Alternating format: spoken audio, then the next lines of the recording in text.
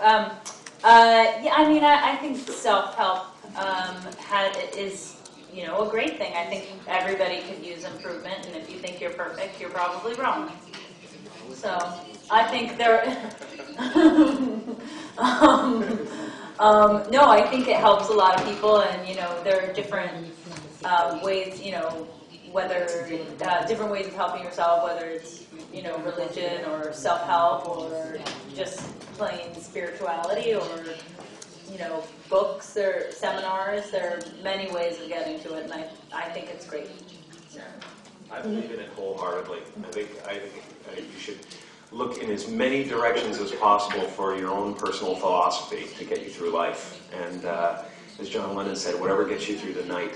And you know, I've been reading self-help books my whole life, going to seminars, watching DVDs, and it's been fantastic. And I got myself to a place that I can handle this crazy ride.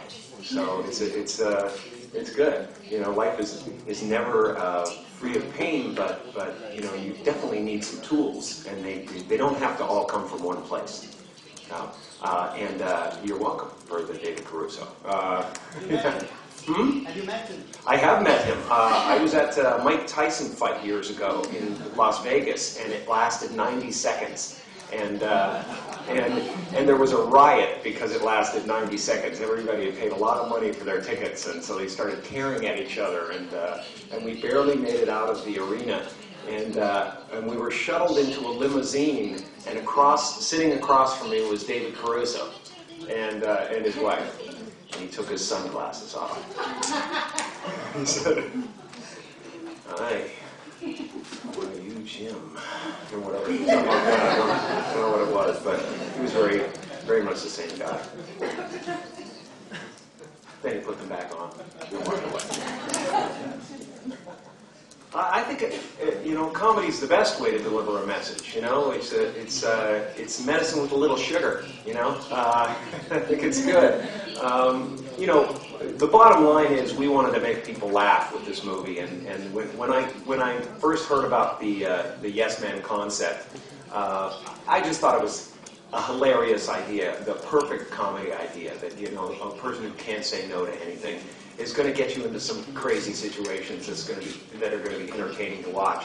That's the bottom line. We try to make people laugh, you know, and you know, other than that, you know, it was an excellent opportunity to kind of say something real.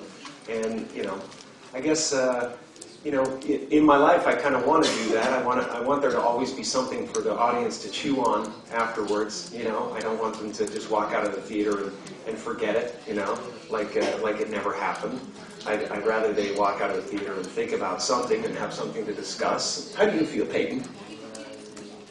Absolutely, yeah. I think Jim's right. When we set out to make the movie, we really first and foremost wanted people to laugh, and we laughed a lot when we were making the movie, so hopefully that helped. But I think the thing that drew us to the movie in the first place was this core idea that it's just about a normal guy who is, he's in a bit of a rut in his life, and he needs kickstarting, and that this one simple word saying yes, kind of what that means, you know, that it's all about kind of trying to open up your life a little bit. And the character's life had gotten quite small, and it's really just about sort of connecting, and we just thought that was a really great core idea for a comedy. And, you know, Jim at the center of it, it was very easy for me to see how that could be very funny. On the other hand, if you do go to the movie with leprosy, it will be cured. Yeah. Yeah, I think it was fun to sort of present these seminars. In America, they are very prevalent. There are lots of different kinds of self-help programs, and these the guys at the center of them fill entire stadiums, and you know, the audience is filled with people just sort of staring and sort of trying to find answers to life. So I think there is something very good to that. There is obviously sort of a potential dark side or downside to that, you know, that it's a very big money-making industry as well. But, you know, I think in the movie we just sort of present a slightly exaggerated version. And I don't think we create a character with Terrence that's a bad guy. He's just a bit extreme. So at the end of the movie, I think it was not about this character having to have a comeuppance. It was just about having Jim's character tweak him a little bit. Because he says in the movie, Jim's character takes it to such an extreme, but it's really just to kind of get you into that spirit, and hopefully you develop the wisdom to say no when you need to say no.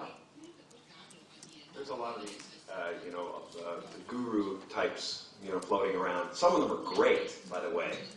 Some of them are wonderful, and they have all kinds of answers, and they can kind of take what we've been looking at literally as the message forever, and suddenly make it make sense. And I think in these types of personality cults, I think the problem is with all philosophies is that we tend to deify the messenger instead of the message, and it's the message that's important.